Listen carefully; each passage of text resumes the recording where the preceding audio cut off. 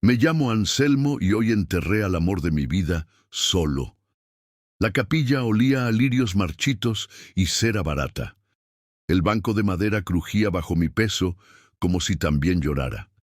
Clara, mi Clara, había pedido un ataúd sencillo.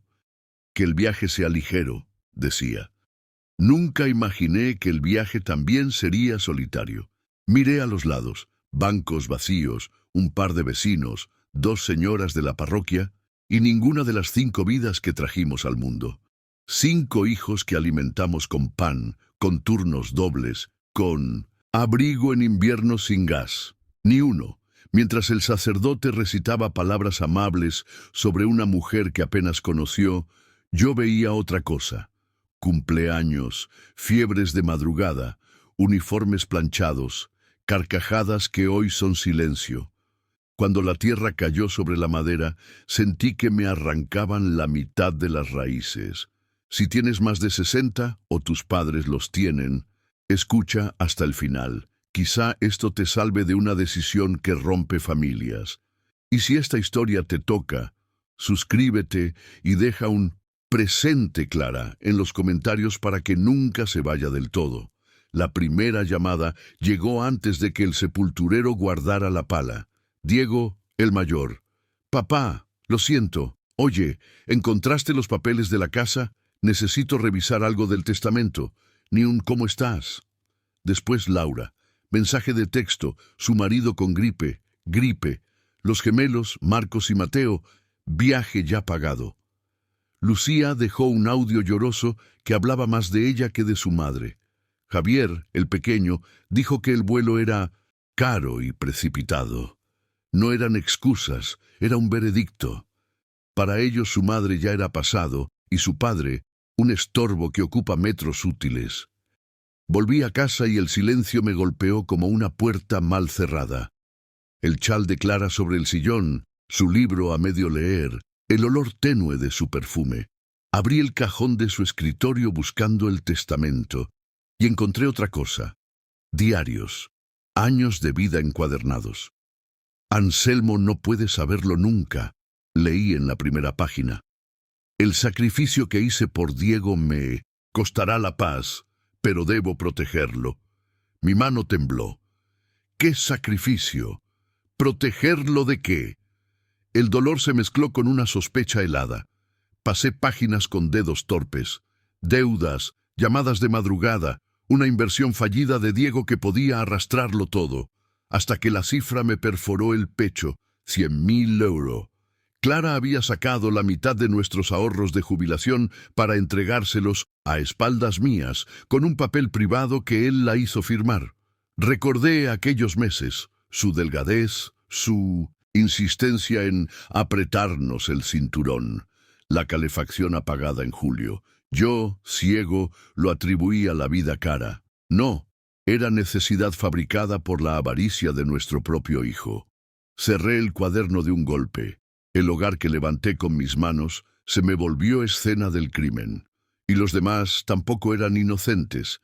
Laura rumiaba un rencor antiguo por el collar de la abuela, los gemelos y sus deudas normales.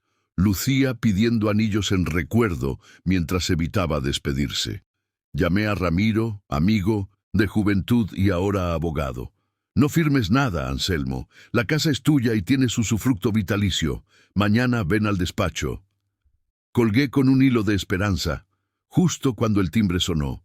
En la puerta, 4 de mis hijos y un agente inmobiliario con sonrisa de catálogo. «Papá, es solo una tasación», dijo Diego, aceitando la voz. «Podrían ser $500,000. Te compras algo pequeño y nos ayudas a todos». ¿Ayudar a qué? ¿A tapar agujeros hechos con nuestra vejez?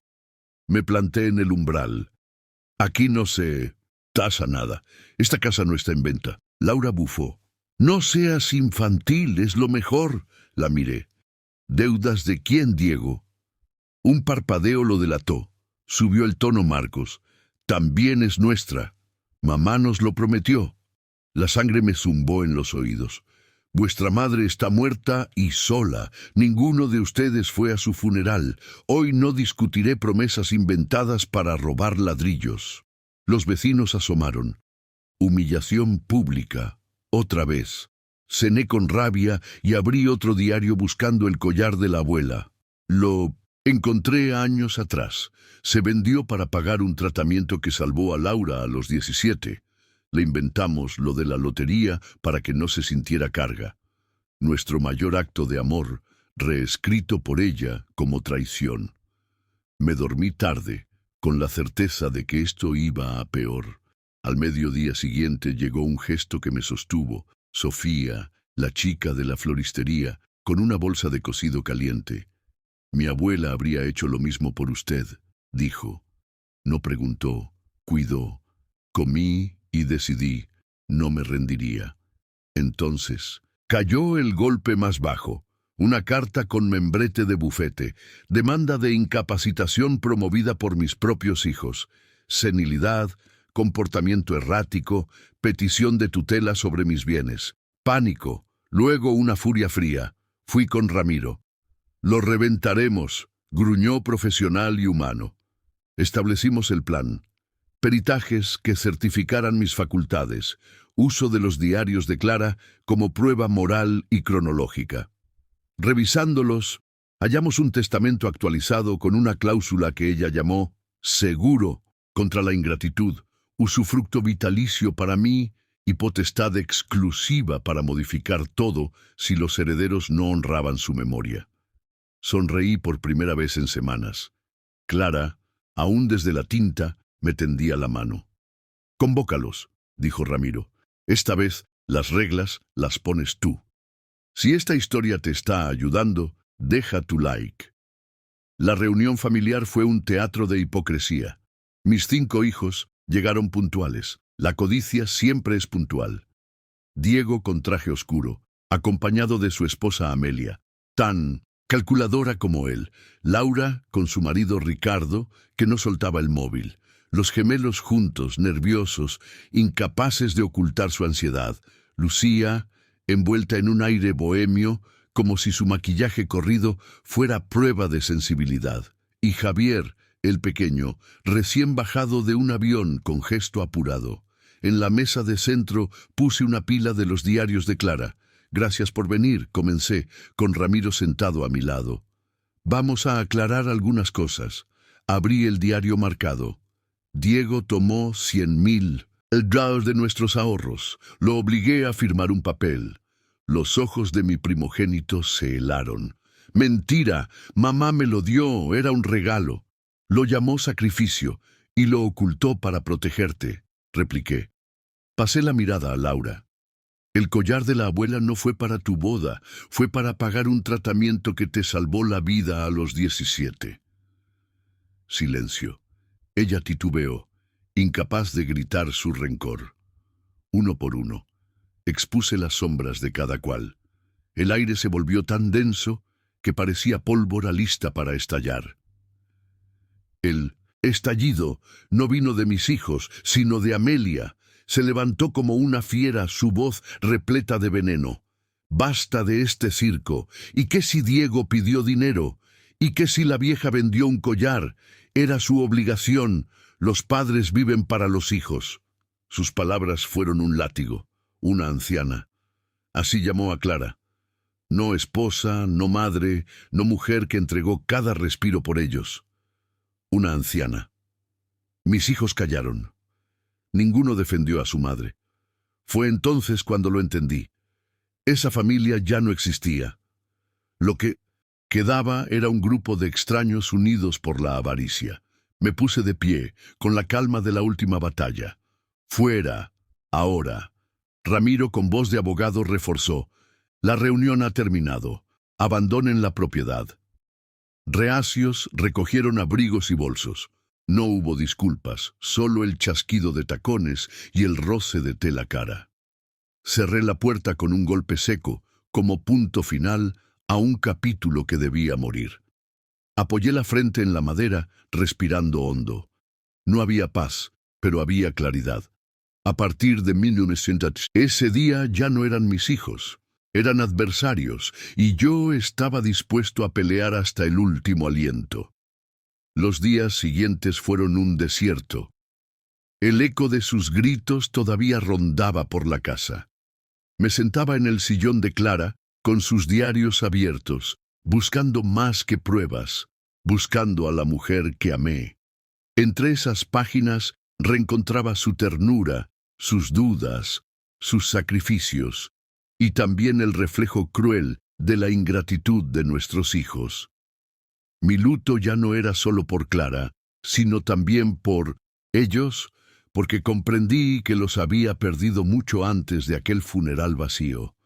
En medio de ese dolor constante, Sofía reapareció como un rayo de humanidad. Tocaba la puerta con flores o bizcochos caseros, nunca imponiéndose, siempre con esa delicadeza que me recordaba a la Clara joven. Un día la encontré en el jardín trasero, intentando arrancar malas hierbas de los rosales. Se arremangó y se puso a trabajar conmigo. «Sé lo que es el silencio de una casa demasiado grande», confesó. Había sido criada por sus abuelos, y la soledad la había visitado pronto. Vi en ella un espíritu afín, alguien que entendía lo que mis hijos nunca entendieron, que el amor verdadero se mide en cuidado, en compañía, en gestos sencillos. Y en ese instante nació en mí una idea radical. La idea me pareció una locura al principio: cambiar mi testamento, dejar todo a una joven florista en lugar de a mis propios hijos, pero cuanto más lo pensaba, más lo sentía como justicia poética. Clara había escrito aquella cláusula pensando en este escenario, previendo la ingratitud. Llamé a Ramiro y le conté. «¿Estás seguro, Anselmo?», preguntó. «Más que nunca». Durante semanas trabajamos en silencio. Revisamos cada cláusula, cada palabra, para blindar el documento contra impugnaciones. Ramiro insistió: «Habrá una guerra legal. Tus hijos alegarán manipulación, senilidad, pero podemos ganar». Mientras tanto, Sofía seguía apareciendo con flores. Una tarde le conté mi idea. Sus ojos se agrandaron. «Don Anselmo, no, es demasiado». Le hablé de su sueño de ampliar la floristería, de enseñar a los niños del barrio. «Clara habría querido esto», le dije. Ella lloró, pero no por codicia, sino por temor y responsabilidad. «Lo aceptaré como préstamo. Algún día se lo devolveré». Esa respuesta fue mi certeza. Ella era digna. Mis hijos pedían, exigían, reclamaban. Sofía agradecía. La decisión estaba tomada. Preparé la cita final, la lectura de mi testamento en vida. Quería ver sus rostros cuando escucharan la última verdad. La sala de juntas del despacho de Ramiro era fría, todo cristal y acero. Perfecto escenario para el drama final. Mis hijos se sentaron alineados, expectantes, creyendo que al fin había cedido. A mi lado, Ramiro; al otro, Sofía, confundida. Comenzó la lectura. Ramiro empezó con lenguaje legal, luego sacó una carta, la última de Clara. Sus palabras eran dagas. «Les di la vida, pero no supe enseñarles a amar. Ojalá algún día comprendan que la sangre no basta sin corazón». La sala quedó en 1900 silencio. Lucía sollozó, pero más por autocompasión que por arrepentimiento. Entonces vino el golpe. «A cada hijo lego la suma de €1 y una copia del diario de su madre donde consta su falta de respeto. El resto de los bienes pasarán íntegros a Sofía Martín». La explosión fue inmediata. «¡Esto es una broma!», gritó Diego. Laura lo acusó de manipulación. Gritos, insultos, caos. Sofía temblaba. Levanté la mano. El silencio volvió. «No les robé nada. La herencia no es un derecho, es un regalo. Y ustedes dejaron de merecerlo cuando abandonaron a su madre en vida y en muerte». Clara sonríe hoy, porque la verdadera familia se encuentra en la bondad, no en la sangre. El estallido en aquella sala fue tal que incluso Ramiro tuvo que alzar la voz. «¡Orden! ¡Por favor!». Mis hijos estaban fuera de sí, insultando, gritando que era un viejo loco, que Sofía era una ladrona disfrazada de buena samaritana. Pero yo ya no era el mismo hombre acorralado del funeral. Me puse de pie, apoyando mis manos en la mesa, y hablé con una claridad que me sorprendió a mí mismo. El legado de su madre no son ladrillos ni cuentas bancarias, es amor, sacrificio, dignidad. Y ustedes lo pisotearon. Por eso no recibirán más que un espejo de su ingratitud. Los miré uno a uno. Algunos bajaron la mirada, otros me devolvieron odio. Sofía, en cambio, tenía lágrimas en los ojos, incapaz de comprender cómo se había convertido en el centro de aquella tormenta. Don Anselmo, yo no, murmuró, pero la interrumpí con un gesto suave. No es por ti, Sofía, es por Clara. Es porque alguien, al menos uno, entendió lo que significa honrar la memoria de una persona. La tensión era insoportable. Finalmente, Ramiro dio por terminada la lectura. «El testamento es irrevocable», dijo con tono seco. «Mis hijos se levantaron como derrotados, su furia incapaz de derribar la muralla de la ley. El regreso a casa después de esa confrontación fue extraño. Me esperaba sentir alivio, pero lo que me invadió fue una calma, melancólica. Había ganado la batalla legal, sí, pero había perdido a mis hijos. Me senté en el sillón de Clara con los diarios abiertos, buscando consuelo en sus palabras escritas. En cada página reconocía su voz, su risa, sus preocupaciones, y me aferraba a ellas como a un salvavidas. La soledad pesaba, pero era distinta. Ya no era la soledad de un hombre acorralado, sino la soledad de alguien que había elegido defender su dignidad. En esos días, Sofía se convirtió en un faro. Pasaba a verme, con cualquier excusa, un ramo de margaritas, un bizcocho, una sopa caliente. Nunca preguntaba por la herencia, nunca mencionaba dinero. Solo estaba ahí. Una tarde, mientras me ayudaba a podar el jardín, me confesó: «Mi abuela decía que el amor verdadero se mide en las manos que se ofrecen cuando nadie más lo hace». La miré en silencio y entendí que, aunque mi sangre me había fallado, la vida me regalaba otra forma de familia. No era la que había criado, pero sí la que había aprendido a valorar. En mi vejez, el barrio comenzó a murmurar. Algunos vecinos me felicitaban por darles una lección a mis hijos. Otros susurraban que era cruel dejarlo todo a una extraña. Yo escuchaba todo en silencio, sin necesidad de justificarme. Solo yo sabía lo que había vivido: el funeral vacío, la humillación, la traición repetida. La decisión no había sido capricho, era justicia. Una mañana, mientras barría la entrada, la señora Carmen del frente se me acercó. «Anselmo, dicen que desheredó a sus hijos. ¿Es cierto?». Me quedé mirándola con una mezcla de cansancio y firmeza. «Sí, Carmen, es cierto, porque dejaron de ser mis hijos mucho antes de que dejara de ser su padre». Ella bajó la mirada, sin saber qué responder.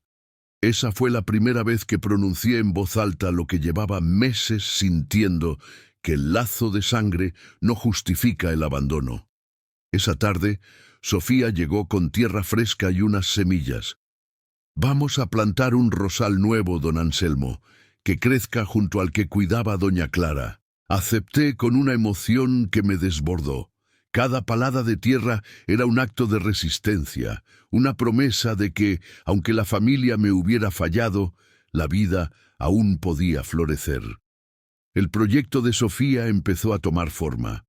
Hablaba con entusiasmo de su idea de convertir la floristería en un pequeño taller comunitario. Sus ojos brillaban con la misma pasión con la que Clara hablaba de sus costuras.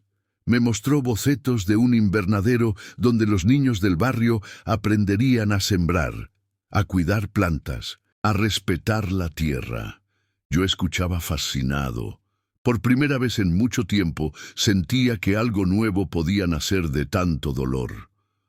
Una tarde, después de mostrarme sus planes, me miró seria. «Don Anselmo, ¿está seguro de lo que hizo? Sus hijos nunca se lo perdonarán». Sus palabras me atravesaron, pero no dudé. Ellos ya me perdieron el día que dejaron sola a su madre. Lo que hago ahora no es venganza, es memoria. Es asegurar que el sacrificio de Clara no se pierda en manos de ingratos. Sofía bajó la cabeza, emocionada.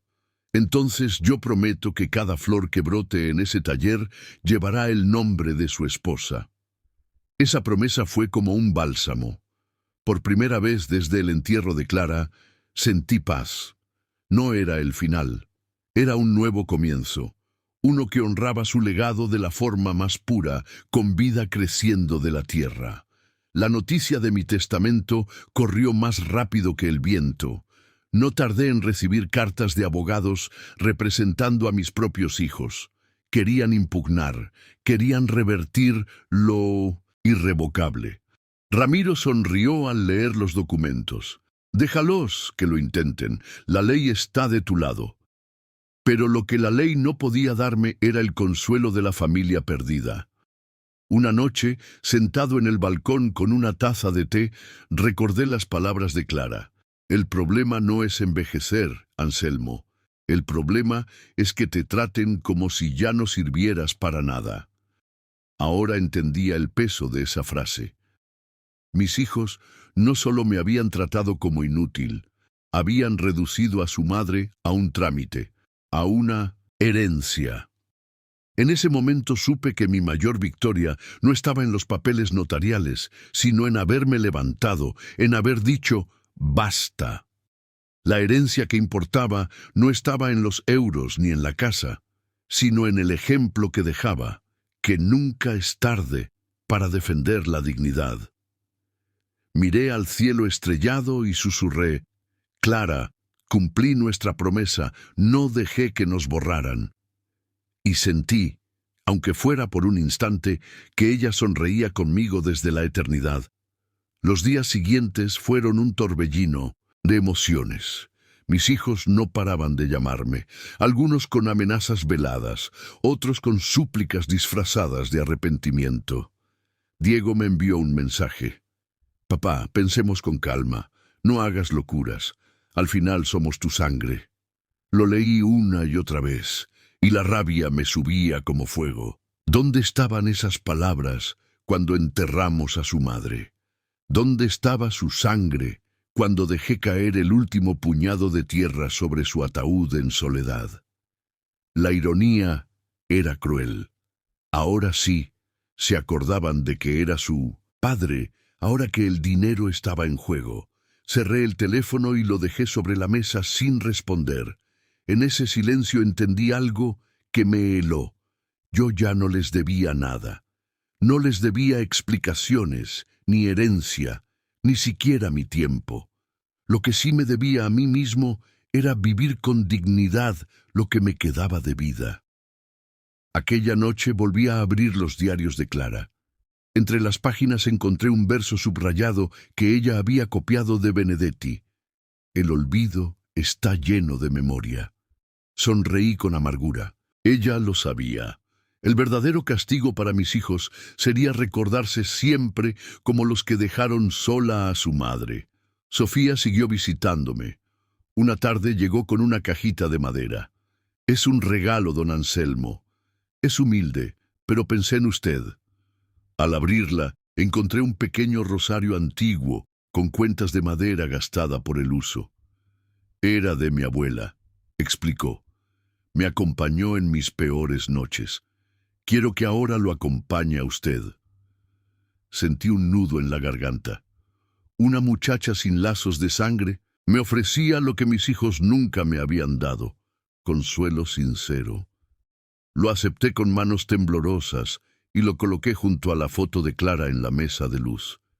Esa noche, al mirarlo, recé. No un rezo aprendido, sino un murmullo de gratitud. Comprendí que Dios no siempre pone familia en la sangre, a veces la pone en el camino, disfrazada de desconocidos que llegan para sostenerte cuando todo lo demás se derrumba. Sofía me escuchó largo rato en aquella tarde, mientras le contaba anécdotas de mi juventud con Clara, cómo la conquisté con una guitarra vieja y serenatas bajo su ventana. Reímos juntos. y en esa risa volví a sentirme vivo. Me di cuenta de que Clara, de algún modo, me la había puesto en el camino, como un ángel con olor a margaritas. La batalla legal avanzaba. Ramiro me mantenía informado, peritajes, contrainformes, maniobras de mis hijos intentando presentarme como senil. Tranquilo, Anselmo, me decía, ya reunimos pruebas suficientes, nadie podrá derribar tu voluntad. Sin embargo, el proceso removía en mí viejas heridas.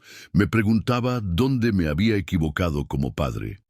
Recordaba los años en que construí esta casa con mis propias manos. Cómo Clara y yo pasábamos noches enteras pintando paredes, arreglando goteras, soñando con un hogar donde nuestros hijos fueran felices. ¿En qué momento ese sueño se pudrió? Una madrugada, incapaz de dormir, recorrí cada habitación. El eco de las risas infantiles todavía flotaba en el aire. Toqué la puerta de lo que había sido el cuarto de los gemelos, acaricié la ventana desde la que Laura saludaba a sus amigas, olí el armario donde Clara guardaba la ropa de Javier. Todo estaba lleno de memorias, pero vacío de presencia. Entonces lo entendí. No fui un mal padre. Simplemente el amor no garantiza gratitud. Lo di todo y aún así eligieron la codicia. Esa verdad dolía, pero me liberaba. Ya no buscaba su aprobación. Lo único que quería era cuidar el recuerdo de Clara y vivir lo que me quedaba en paz. La comunidad empezó a mirarme de otra manera. En la iglesia, el sacerdote me puso una mano en el hombro y dijo: «Su fortaleza inspira, don Anselmo». En la tienda, los vecinos me preguntaban por Sofía, como si ella fuera mi nieta adoptiva. Algunos criticaban mi decisión, pero cada palabra de apoyo me daba fuerzas. Una mañana recibí la visita inesperada de Lucía, mi hija bohemia. Llegó sin avisar, con los ojos enrojecidos y una carpeta bajo el brazo. «Papá», dijo, «sé que estás enojado, pero quiero explicarme». Se sentó frente a mí y comenzó a llorar. Yo no fui al funeral porque no podía mirarla en ese ataúd, no porque no la quisiera, sino porque me dolía demasiado. Por un momento dudé. Sus lágrimas parecían sinceras, pero después abrió la carpeta. Dentro había formularios de préstamo. «Necesito ayuda, papá, solo un poco para montar una galería de arte». El golpe fue devastador. No había venido por amor, había venido por dinero. Me levanté en silencio. Caminé hacia la puerta y la abrí. «Si hubieras venido con margaritas como Sofía, te habría creído, pero viniste con papeles. Sal de mi casa». Su llanto se convirtió en furia. La puerta se cerró entre nosotros. Esa noche, mientras observaba el rosario de Sofía junto a la foto de Clara, decidí que debía dejar de justificar a mis hijos. No eran víctimas de la vida, no eran malinterpretados. Eran adultos que habían elegido la comodidad y la codicia sobre el amor y la memoria. No podía seguir engañándome. Abrí uno de los últimos diarios de Clara y encontré una frase que parecía escrita para mí. «Cuando la verdad duele, no la niegues, abrázala. Solo así podrás seguir adelante». Cerré el cuaderno con cuidado, como si fuera un tesoro, y comprendí que mi lucha ya no era contra ellos, sino por mí mismo. Tenía que reconstruirme, tenía que volver a encontrar propósito.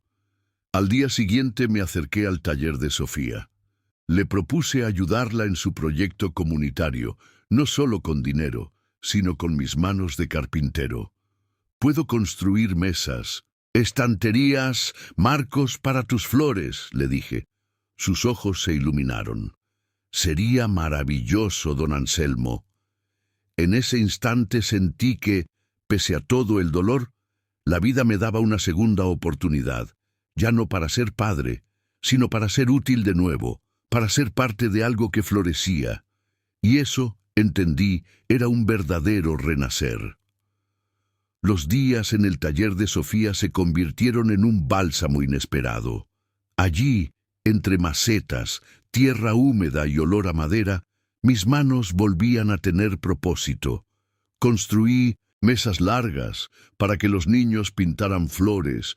Diseñé estanterías donde Sofía colocaba plantas medicinales con pequeños carteles que ella misma escribía. Cada martillazo era una forma de expulsar la rabia que me habían dejado mis hijos.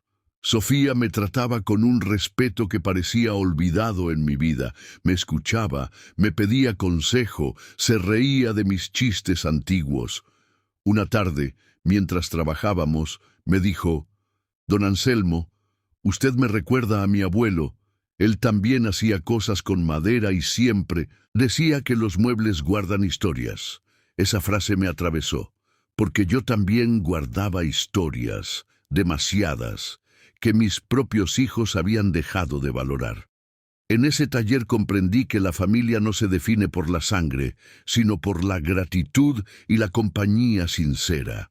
Y mientras clavaba el último clavo de un banco de jardín, me descubrí sonriendo por primera vez desde la muerte de Clara. Era una sonrisa tímida, pero real. Entendí que tal vez no estaba destinado a morir en soledad, sino a renacer en nuevos vínculos.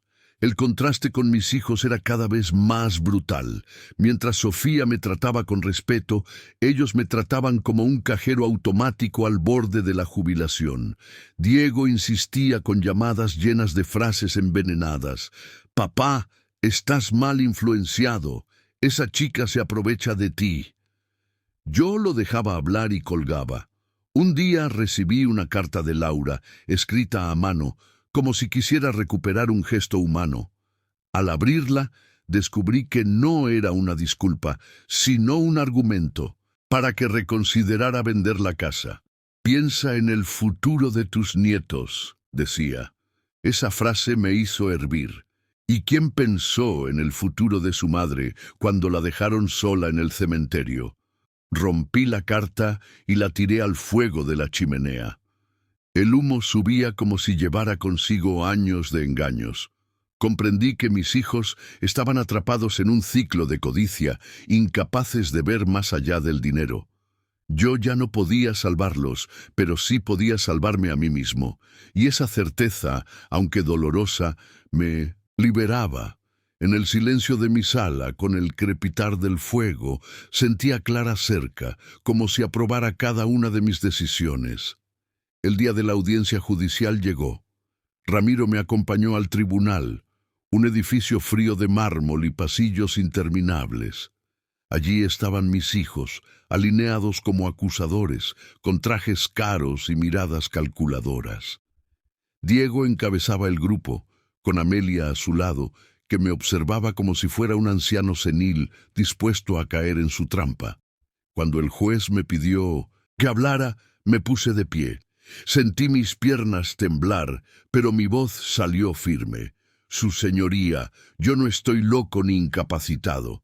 He trabajado con estas manos toda mi vida. He criado a 5 hijos. He enterrado al amor de mi vida solo, porque ninguno de ellos apareció. Y ahora, en vez de apoyarme, quieren arrebatarme lo que con esfuerzo construimos Clara y yo». Hubo un murmullo en la sala. Saqué uno de los diarios de Clara y leí un fragmento en voz alta, la parte donde ella anotaba el préstamo de 100.000 euros a Diego. El juez levantó la vista sorprendido. Mis hijos se removieron incómodos en sus sillas. Ramiro aprovechó la reacción para presentar pruebas médicas de mi plena lucidez. Aquella audiencia fue el inicio de mi victoria. No porque humillara a mis hijos, sino porque recuperé mi voz. Los periódicos locales comenzaron a hablar del caso. «Hijos demandan a su padre de 65 años para quedarse con la herencia», titulaban algunos. La vergüenza pública que tanto temía ahora caía sobre ellos. En la parroquia la gente me saludaba con respeto renovado. Algunos me decían que era valiente, otros que era una inspiración. Yo solo asentía en silencio. La verdad es que me sentía cansado, pero determinado. Una noche, mientras repasaba con Ramiro los avances del caso, él me miró con seriedad. Anselmo, tienes algo que ellos no tienen, la memoria escrita de Clara. Es tu mayor escudo. Y tenía razón. Cada palabra de ella era un testimonio que me devolvía fuerzas. Empecé a pensar que, quizás Clara, en su silencio, había previsto todo esto, que sabía que llegaría un día en que los diarios serían más que recuerdos, serían armas contra la ingratitud. Mientras tanto, Sofía me acompañaba en los pequeños detalles. Un café caliente en la mañana, una sonrisa en medio del cansancio. Esa dualidad me mantenía en pie. El veneno de mis hijos y el bálsamo de una extraña convertida en aliada. Y en ese equilibrio encontré un sentido nuevo para luchar. Honrar a Clara en vida, no en silencio. El segundo enfrentamiento con mis hijos fue inevitable. Esta vez vinieron todos juntos, sin abogados ni jueces, solo con su codicia a flor de piel.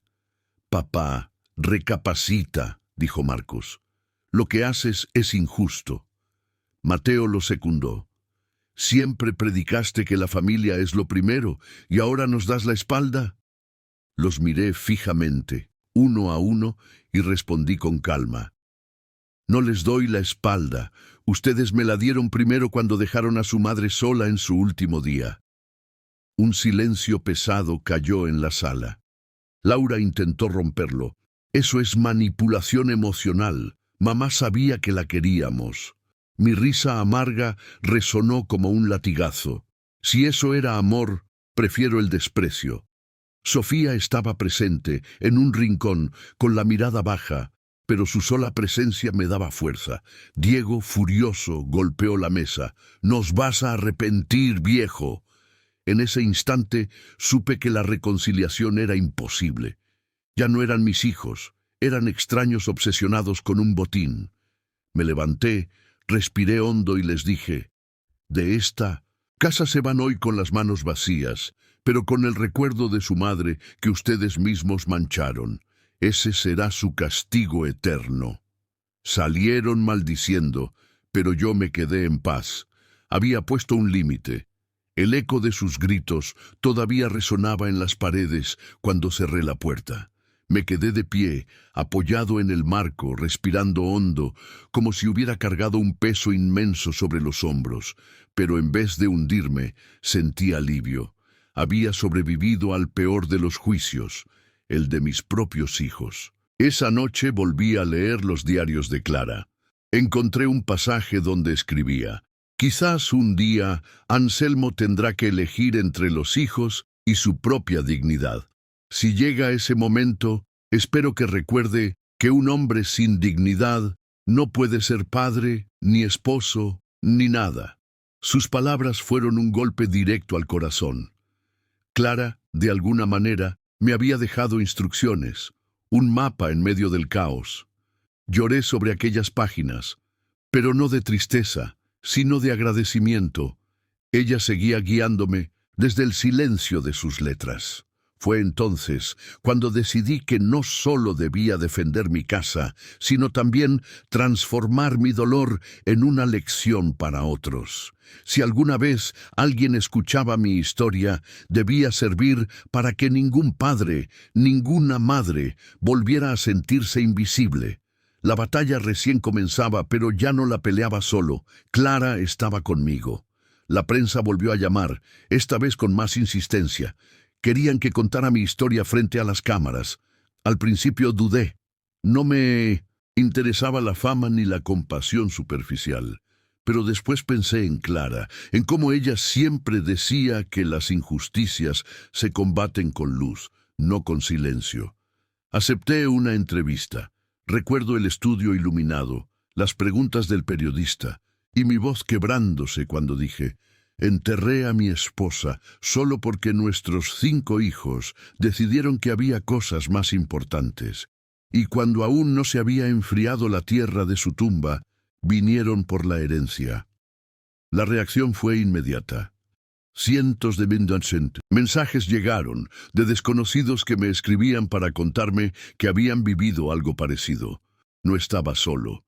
Sofía me mostró comentarios en redes sociales. Ese hombre es un ejemplo de dignidad. Ojalá mi padre hubiera tenido el valor de decir lo que él dijo. No buscaba aplausos, pero me dieron fuerza. Mis hijos, por supuesto, enloquecieron. Me acusaron de difamarlos, de exponerlos al ridículo. Pero en ese momento entendí que la verdad no necesita adornos. Cuando se cuenta desnuda, hiere a quien debe herir y sana a quien debe sanar. Yo ya había elegido mi bando. El juicio continuaba y cada audiencia era un campo de batalla. Diego contrató a un abogado agresivo que intentaba pintarme como un anciano confundido. Pero cada vez que mostraban pruebas, Ramiro tenía los diarios de Clara como escudo. En una ocasión, el abogado de Diego me preguntó con sarcasmo: ¿acaso recuerda cada detalle, señor García, a sus 65 años? Saqué el cuaderno de Clara y respondí: no lo recuerdo yo, lo recuerda mi esposa, y ella nunca mentía. La sala entera quedó en silencio. El juez bajó la mirada y asintió levemente, como si reconociera la fuerza de mis palabras. Mis hijos se revolvían en sus asientos, impotentes. Esa noche, al volver a casa, Sofía me esperaba con una sopa caliente. Me dijo: hoy habló Clara a través de usted. Y tenía razón. Yo ya no era solo un anciano defendiendo una casa. Era la voz de una mujer que había dado todo en vida y que merecía ser honrada en muerte. Cada audiencia me desgastaba, sí, pero también me fortalecía. Y lo más sorprendente era que mientras más me enfrentaba a mis hijos, menos miedo les tenía. La verdad se había vuelto mi armadura, y ellos eran solo sombras huyendo de la luz. Un día, revisando otro de los diarios de Clara, encontré una entrada que me desgarró. Hablaba de Javier, mi hijo menor. Ella escribía: Javi es el más dulce, pero también el más débil. Lo veo atrapado entre sus hermanos mayores y su propio miedo a decepcionar. Me temo que crecerá creyendo que el amor se compra con obediencia. Al leerlo, entendí tantas cosas. Javier había sido el más distante, el que parecía seguir la corriente sin alzar la voz. Quizás no era maldad, sino cobardía. Esa noche lo llamé, no para discutir, sino para escuchar. Le pregunté: ¿eres feliz con la vida que llevas? Hubo un largo silencio al otro lado del teléfono. Finalmente murmuró: papá, no lo sé. Sus palabras me dolieron más que cualquier insulto, porque en el fondo vi al niño que alguna vez fue, perdido en un mundo que lo devoraba. No justificaba lo que había hecho, pero me mostró que no todos mis hijos estaban hechos de la misma piedra fría. Colgué con lágrimas en los ojos, sabiendo que, aunque ya no podía salvarlo, todavía podía salvarme a mí mismo. Y ese pensamiento me sostuvo, porque incluso entre la ruina, la esperanza se asoma en formas inesperadas. La tensión alcanzó su punto máximo en la última audiencia antes de la sentencia. Mis hijos habían reunido testimonios de vecinos diciendo que yo parecía distraído, que a veces me olvidaba de cosas. Yo sonreí al escucharlos. Sí, olvidaba, como cualquiera, pero nunca había olvidado lo esencial: quién era, quién había sido Clara, y lo que significaba la palabra dignidad. Cuando me dieron la palabra final, me puse de pie y hablé directo al juez. Su señoría puede que olvide dónde dejé las llaves o qué compré ayer en la tienda, pero jamás olvidaré que estos 5 hijos dejaron sola a su madre en su entierro. Y si eso no basta para demostrar quiénes son ellos y quién soy yo, entonces no hay justicia en el mundo. La sala quedó muda. El juez tomó nota y aplazó la sentencia, pero yo ya sabía que había ganado. No un juicio legal, sino el juicio moral. Esa tarde, al salir del tribunal, Sofía me tomó del brazo y me dijo: Don Anselmo, pase lo que pase, usted ya triunfó. Y en sus ojos vi reflejada la certeza de que Clara también sonreía desde algún rincón invisible. Esa fue mi verdadera victoria. La espera de la sentencia fue como caminar sobre brasas. Cada día parecía eterno. Me refugiaba en los diarios de Clara y en las visitas de Sofía, que se había convertido en la única voz de cordura en medio de tanto veneno. Una tarde, mientras tomábamos té en el jardín, me dijo: «Don Anselmo, ¿alguna vez pensó en escribir su propia versión? No solo los diarios de Clara, sino la suya». Me sorprendió la idea. Siempre había creído que mi oficio era la carpintería, no las letras. Pero esa noche me senté frente al escritorio y empecé a escribir. Al principio fue torpe, pero luego las palabras fluyeron como un río contenido demasiado tiempo. Escribí sobre el funeral vacío, sobre la primera llamada de Diego, sobre las margaritas de Sofía. Cada palabra era un ladrillo levantado contra la oscuridad, y descubrí algo. Escribir no era solo un desahogo, era un acto de resistencia, porque mientras las palabras existieran, nadie podría borrar la verdad. Clara había dejado sus diarios. Ahora yo dejaría el mío. No sabía si alguien lo leería algún día, pero era suficiente con que me recordara a mí mismo que aún estaba vivo, aún era dueño de mi historia. El día de la sentencia llegó con un cielo gris que parecía presagiar tormenta. Me senté en la sala del tribunal con Ramiro a mi lado y los diarios de Clara sobre la mesa. Mis hijos estaban frente a mí, nerviosos pero confiados en que la justicia se inclinaría por ellos. El juez entró y el silencio cayó como un manto. «Tras revisar la evidencia presentada», comenzó, «queda demostrado que el señor Anselmo García se encuentra en pleno uso de sus facultades mentales. Por lo tanto, la demanda de incapacitación queda desestimada». El alivio me recorrió como un rayo. Mis hijos se revolvieron en sus asientos, murmurando entre dientes, pero el juez no había terminado.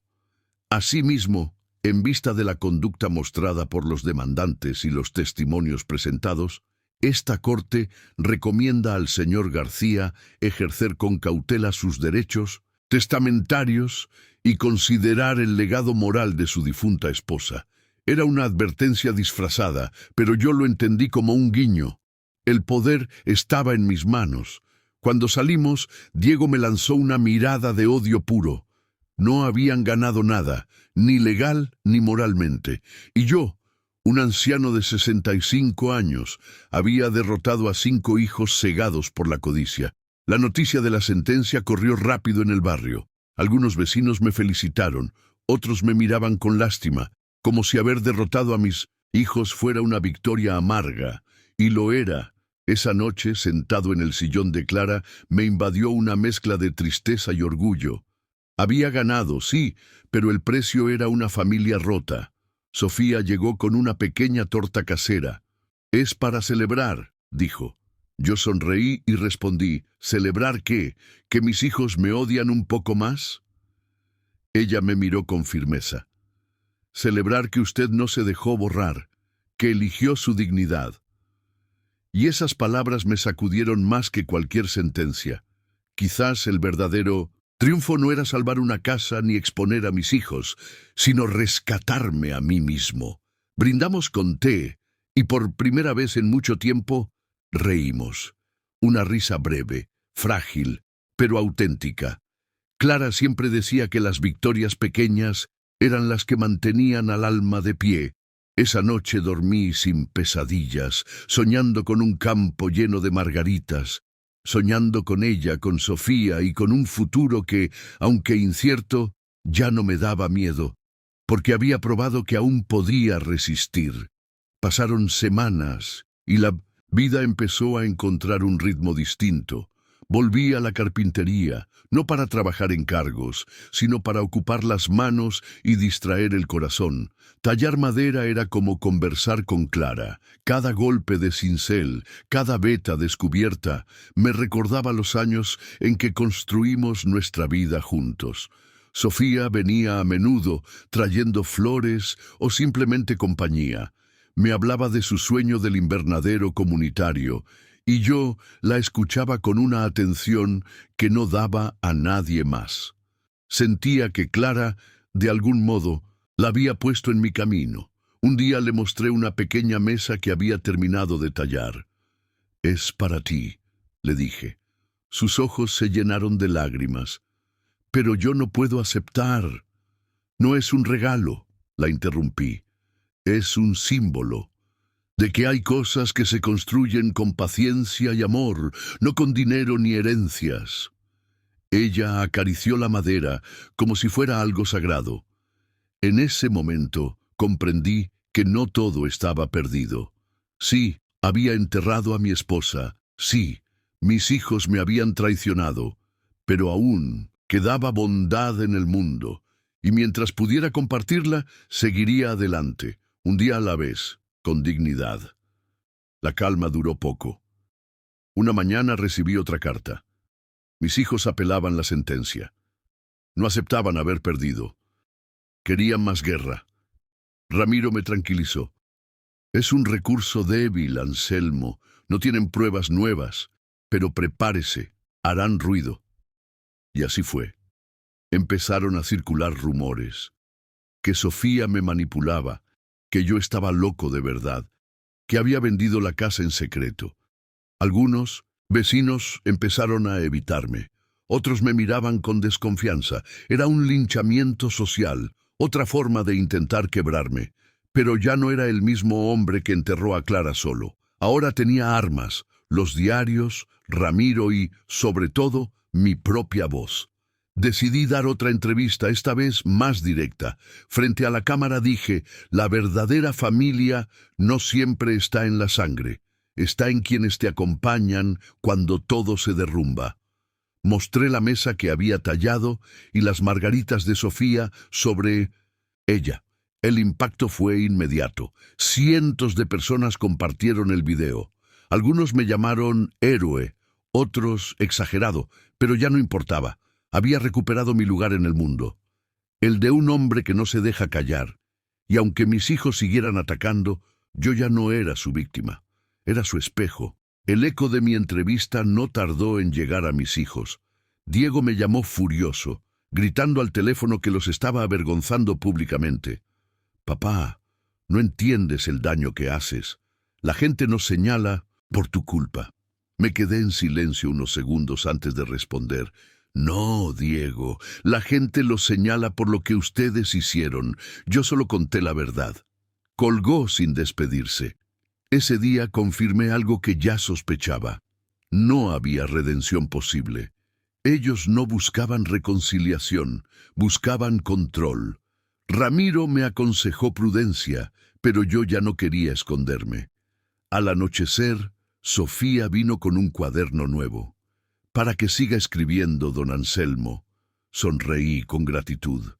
Empecé a llenar esas páginas con pensamientos sobre el amor, la pérdida y la ingratitud, pero también sobre la esperanza, porque aunque había perdido a mis hijos, había ganado la certeza de que mi vida aún tenía valor, y cada palabra escrita era un recordatorio de ello. Esa noche dormí con el cuaderno en la mesa de luz, como si fuera un amuleto. Clara, pensé, quizá no pude salvar a nuestra familia, pero al menos puedo salvarme a mí mismo, y eso, en este punto, ya era suficiente para seguir luchando. Los días siguientes fueron una mezcla de rutina y resistencia. Preparaba mi desayuno, regaba el rosal de Clara, escribía un poco y atendía a Ramiro en lo legal. Sofía seguía viniendo, cada vez con menos timidez. Una tarde me sorprendió con un ramo de lirios blancos. «Me recordaron a usted, firmes y silenciosos». Me reí, algo que hacía tiempo no me salía tan natural. Empezamos a hablar de cosas pequeñas, de recetas, de música, de libros. Descubrí que le encantaba Benedetti, el mismo poeta que Clara y yo leíamos en las noches de invierno. Había en Sofía una frescura que contrastaba con la amargura de mis propios hijos. Era como una brisa que entraba en una casa cerrada por años, y aunque la diferencia de edad era un muro evidente, su compañía era una bendición. Esa noche, mientras escribía en el cuaderno, pensé en lo curioso que es el destino. A veces la sangre te traiciona y un extraño termina siendo más familia que tus propios hijos. La vida, me dije, siempre guarda sorpresas. Algunas crueles, otras hermosas. Y quizás, solo quizás, la llegada de Sofía era el regalo que Clara me había dejado para no quedarme solo en la oscuridad. El recurso legal de mis hijos fue desestimado rápidamente, como había predicho Ramiro. Sin embargo, no se quedaron quietos. Empezaron a presionarme con llamadas insistentes, algunos con súplicas, otros con amenazas veladas. «Papá, si sigues así, no volverás a ver a tus nietos», me dijo Laura. Esa frase me desgarró más que cualquier otra. Mis nietos eran inocentes. Ellos no habían elegido nada de esto. Pensé en Martina y Tomás, en cómo alguna vez se acurrucaron en mis rodillas escuchando cuentos, y sentí una punzada de dolor al imaginar que podrían crecer creyendo que yo era el villano de esta historia. Pero me mantuve firme. Prefiero que me odien por decir la verdad antes que me quieran por vivir en una mentira. Colgué con lágrimas en los ojos, pero con el corazón erguido. Esa noche, Sofía me encontró más callado de lo normal. Me preguntó qué pasaba y se lo conté. Ella, con esa calma suya, me dijo: «Los nietos crecerán. Un día entenderán. Lo importante es que usted no se traicione a sí mismo». Y esas palabras me dieron más fuerza que cualquier sermón. Porque comprendí que a veces la verdadera herencia que dejas no es dinero, sino el ejemplo de tu dignidad. Una mañana, mientras arreglaba unos viejos cajones en el taller, encontré una caja que Clara había guardado con fotos familiares. Allí estábamos los 8. Ella, yo y nuestros 6 hijos, todos sonriendo, abrazados en una playa. La foto olía a sal y a recuerdos lejanos. Me quedé mirándola largo rato, con una mezcla de nostalgia y rabia. ¿En qué momento se había quebrado todo? ¿En qué punto pasamos de ser una familia a ser enemigos? Quise culpar a la codicia, a las circunstancias, pero en el fondo sabía que cada grieta había estado ahí desde hacía años. Yo mismo había cometido errores, demasiado trabajo, poca conversación, silencios prolongados. La foto era un testigo cruel de lo que pudo ser y no fue. Decidí guardarla en el cuaderno nuevo, no como un recuerdo feliz, sino como una advertencia. «Nunca olvides, Anselmo», me dije, «que el amor se cuida día a día. Si lo das por hecho, un día se convierte en cenizas». Esa noche escribí sobre eso, sobre la fragilidad de los lazos familiares, y aunque la tristeza me oprimía el pecho, también sentí alivio, porque la foto, con todo su dolor, me recordaba que yo aún estaba vivo, aún podía elegir distinto. El barrio comenzó a cambiar su percepción. La entrevista, los rumores, las miradas, algunos me daban apoyo en secreto, otros me criticaban abiertamente. Pero lo más curioso fue que empecé a recibir cartas de desconocidos, hombres y mujeres de todas partes que habían visto mi testimonio en Internet. Algunos me contaban que también habían sido abandonados por sus hijos, otros que habían sufrido traiciones parecidas. Cada carta era un espejo de dolor compartido, pero también de resiliencia. Un anciano de México me escribió: «Don Anselmo, gracias por darme valor. Yo también pensé que estaba solo, pero ahora sé que somos muchos». Leí esas palabras con lágrimas en los ojos. De pronto, entendí que mi historia ya no me pertenecía solo a mí. Era la voz de muchos silenciados. Sofía me ayudaba a responder algunas cartas y en el proceso me di cuenta de algo.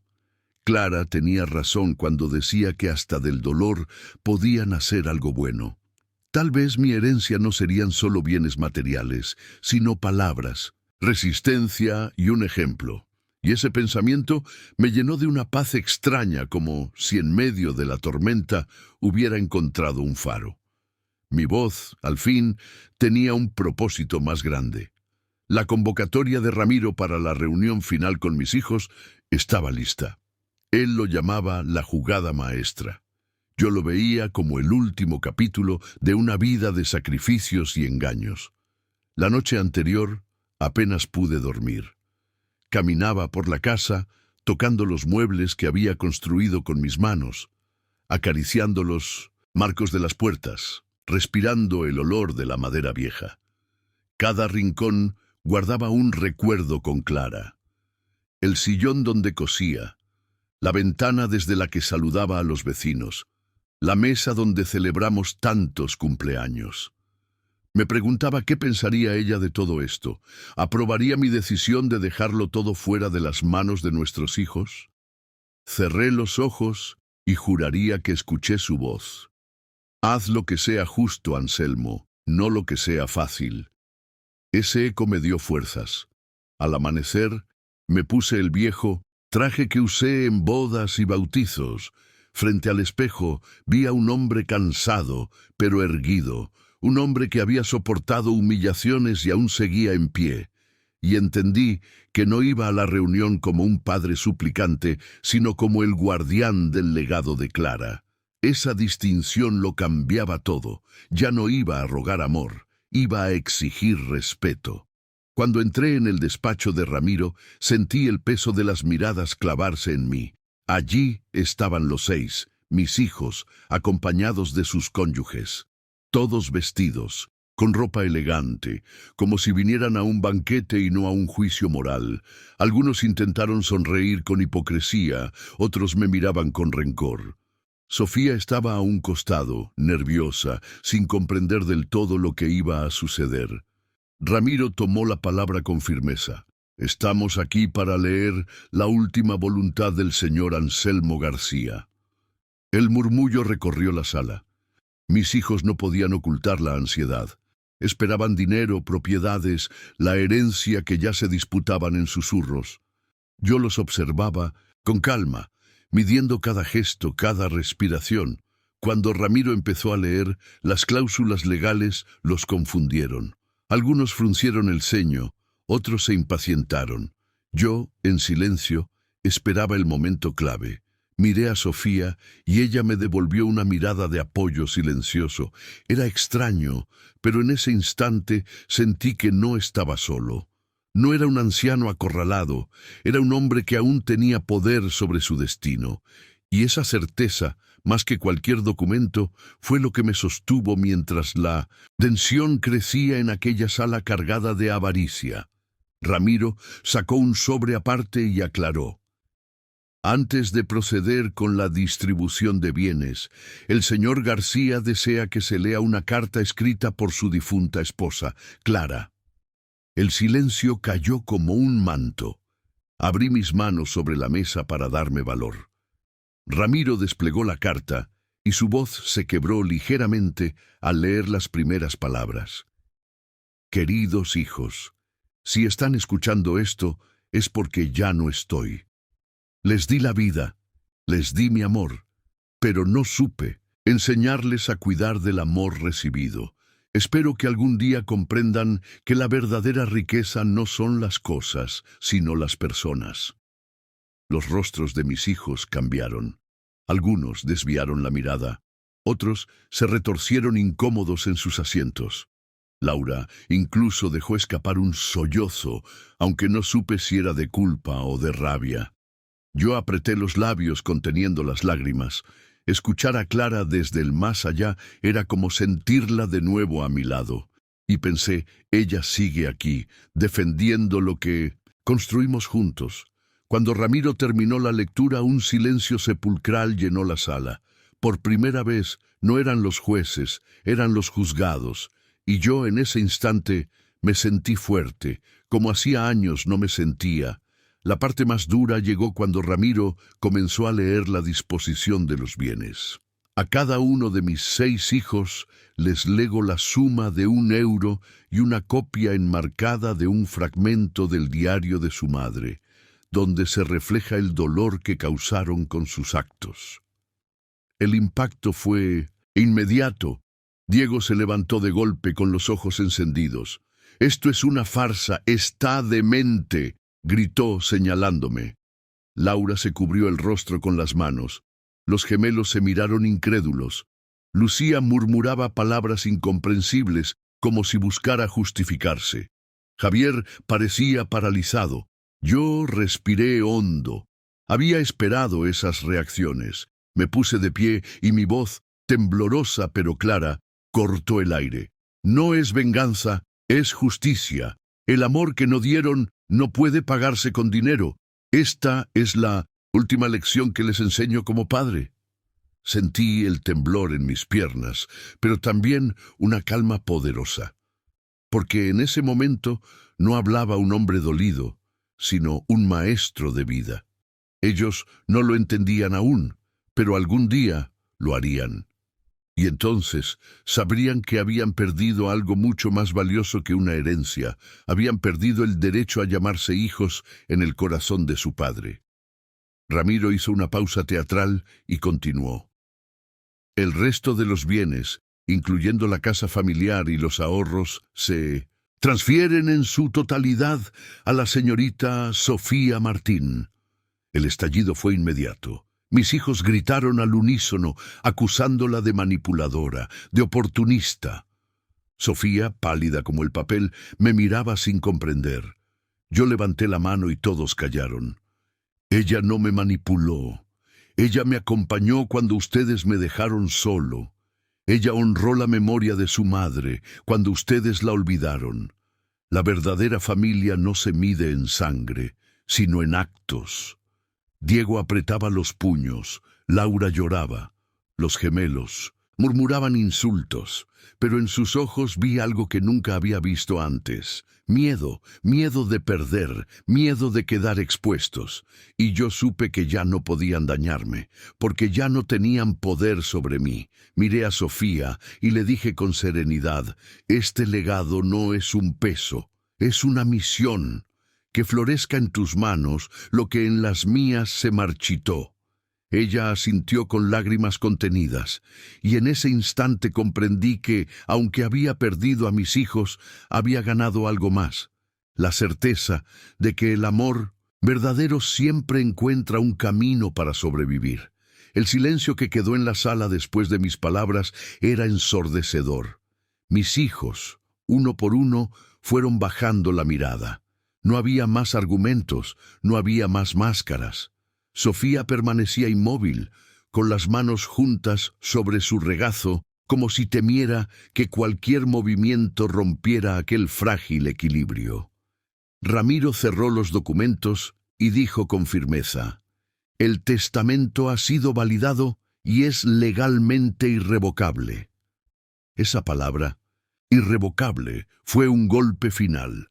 Diego murmuró un insulto, Laura sollozó de nuevo, y los gemelos se levantaron de mala gana. Lucía fue la última en moverse, lanzándome una mirada cargada de reproche.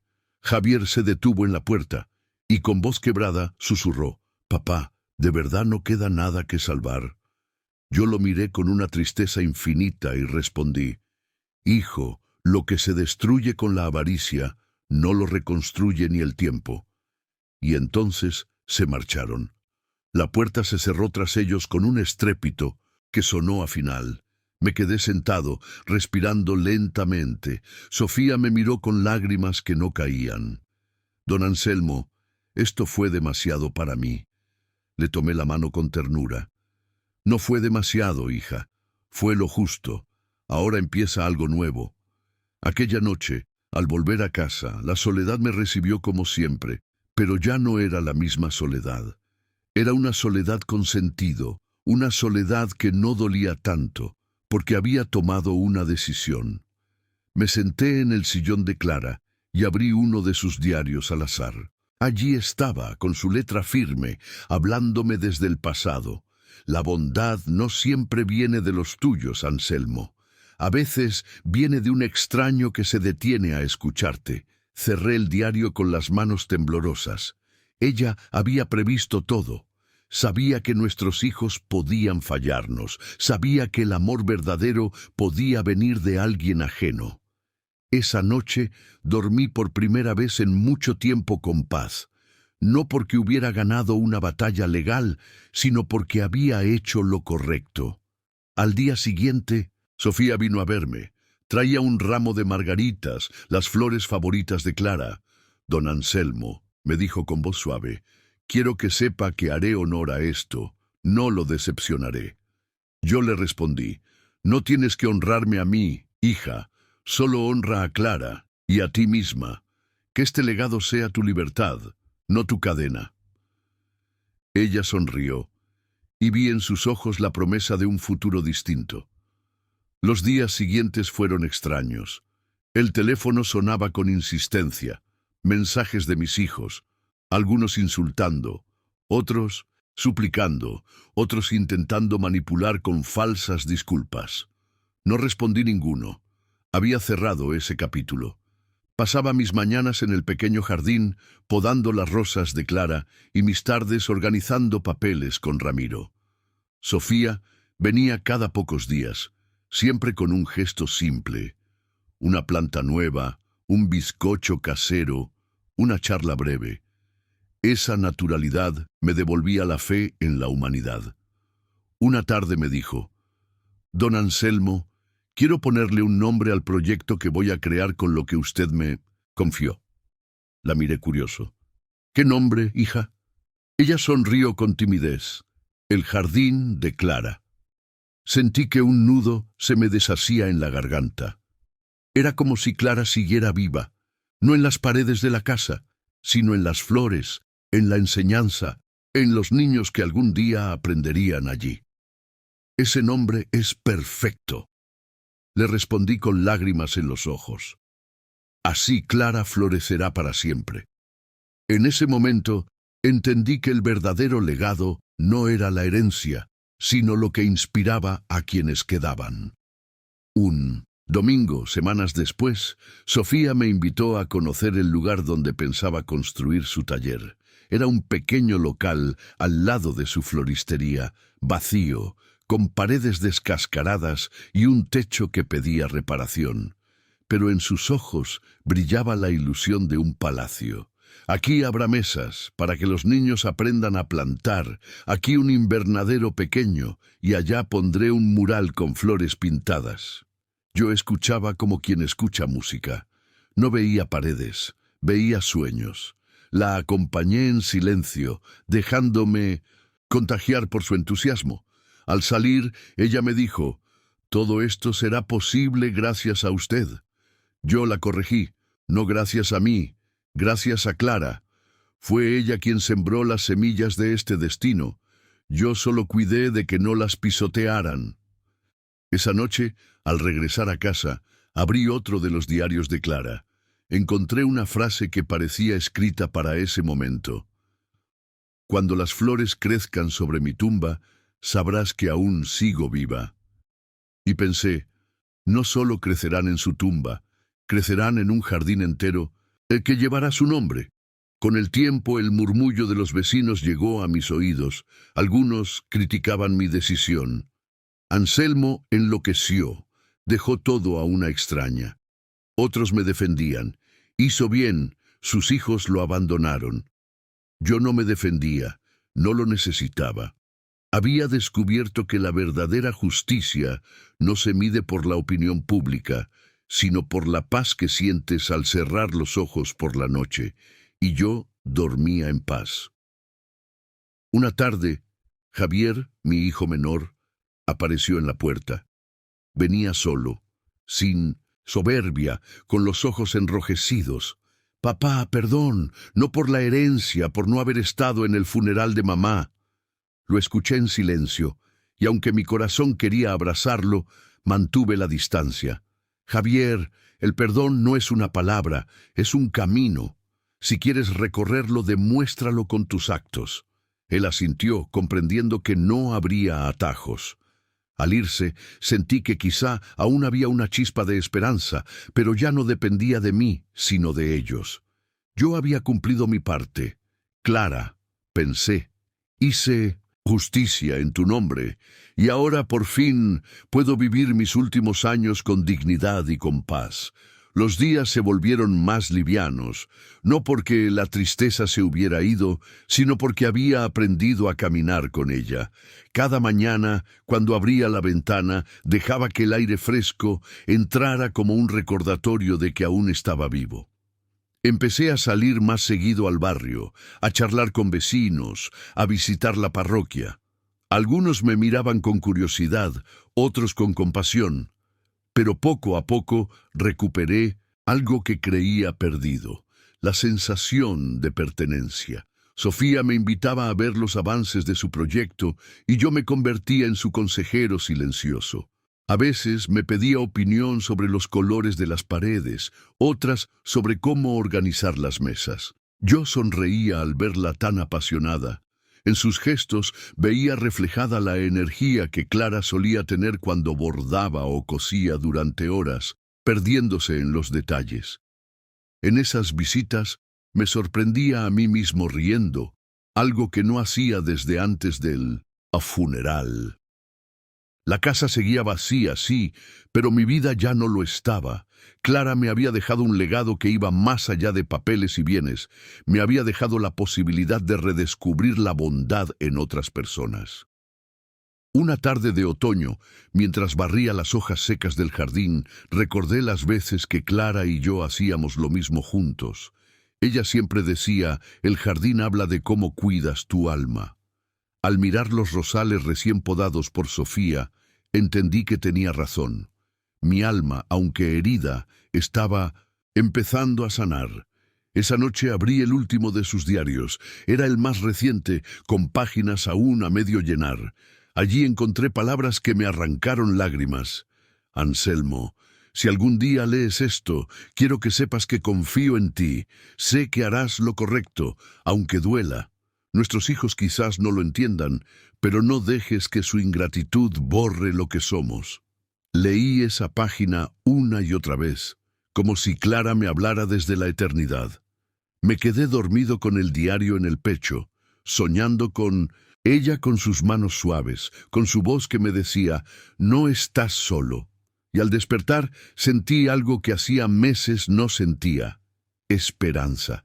Con el paso de las semanas, la noticia de mi decisión se propagó más allá del barrio. Algunos familiares lejanos llamaron para opinar, algunos indignados, otros sorprendidos. ¿Cómo pudiste dejarlo todo a una extraña?, me preguntaban. Yo respondía con calma, porque a veces los extraños muestran más amor que la propia sangre. Eso los dejaba sin palabras. Mientras tanto, Sofía trabajaba sin descanso en su taller. Un día me llevó a ver un mural que había encargado, un enorme limonero pintado en la pared, igual al que Clara y yo teníamos en el patio de nuestra casa en Villa Devoto. Al verlo, sentí que se me apretaba el pecho. ¿Le gusta?, preguntó Sofía con timidez. Yo apenas pude asentir, con lágrimas en los ojos. Ese mural era más que una pintura. Era un puente entre el pasado y el futuro. En ese momento, supe que Clara seguiría viva, no solo en mis recuerdos, sino en cada niño que jugara y aprendiera en ese jardín. Mis hijos, mientras tanto, no desistieron. Intentaron apelar la validez del testamento, pero Ramiro los enfrentó con firmeza. Las pruebas eran incontestables. Informes médicos, diarios autenticados, la cláusula de Clara. Cada intento terminaba en fracaso. Sin embargo, yo no me regocijaba en su derrota. Al contrario, sentía un vacío cada vez que escuchaba sobre sus maniobras. Eran mis hijos, después de todo. Los había criado, había velado por ellos, y ahora se comportaban como enemigos. Una noche, mientras reflexionaba, pensé en lo que me diría Clara: no cargues con lo que no te pertenece. Y comprendí que su ingratitud ya no era mi carga. Mi deber era vivir con dignidad, no seguir lamentando sus elecciones. Desde entonces dejé de pensar en ellos cada día. Me enfoqué en lo que podía construir, no en lo que había perdido. Una mañana, Sofía llegó con una invitación.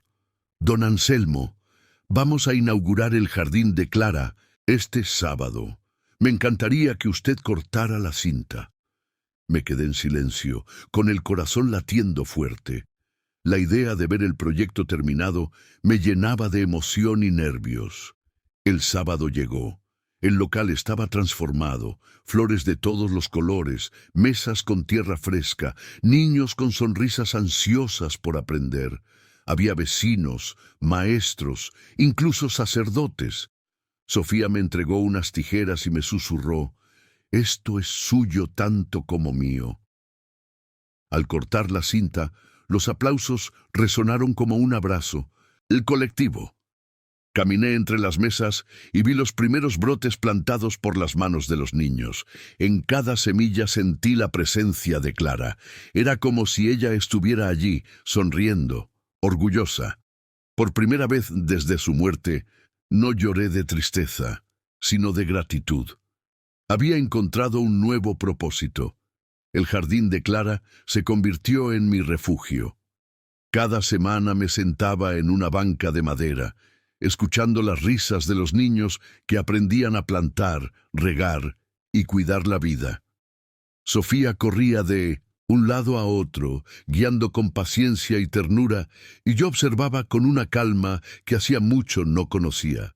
Algunas personas se me acercaban para agradecerme, convencidos de que había financiado el proyecto. Yo respondía con sencillez: «No lo hice yo, lo hizo Clara.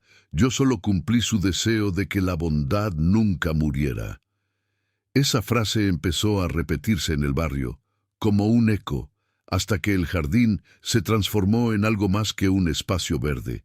Era un símbolo de esperanza. Incluso aquellos que nunca conocieron a Clara decían su nombre con respeto. Y cada vez que veía el mural del limonero pintado en la pared, sabía que había tomado la decisión correcta.